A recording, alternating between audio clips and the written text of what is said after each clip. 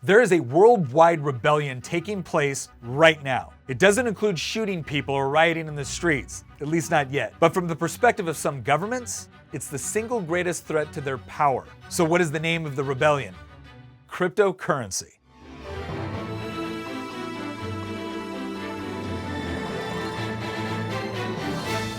And before you even get into what cryptocurrency is or how it works, which is a very technical process of crypto mining, blockchain technology, advanced coding, first question we have to ask is, why does it even exist in the first place? And that conversation starts with the whole question of what currency or money is.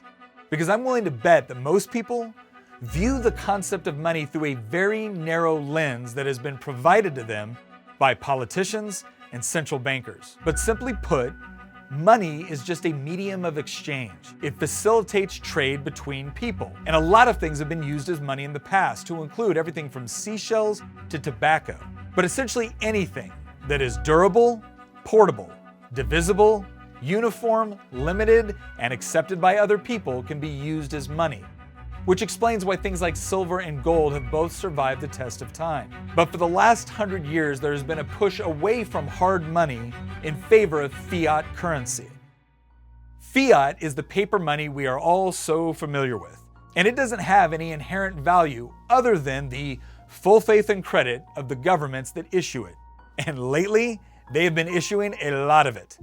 How much? From 1990 to 2020, the value of your dollar has essentially been cut in half through the printing press. And that explains why we're experiencing a crypto rebellion. Because whether or not you trust the solvency of crypto or think it's a good investment, whether or not you understand the technology, the first thing we need to realize about crypto is that it is a response to inflationary policies of governments and central banks. This is a movement of private citizens worried about the value of their dollar, yen, pound, or franc being arbitrarily devalued by a central government authority. And that is what explains the reason why it exists and such high growth. This is leading some governments, especially China, to threaten stiff penalties to include imprisonment for mining, holding, or exchanging cryptocurrency.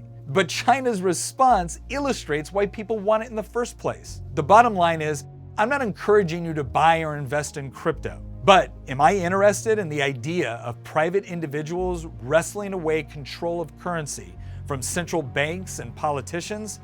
Yeah, I am. At least a little bit. I'm going to tell you what I think is the greatest threat to our freedom, and it's probably not the typical answer you get.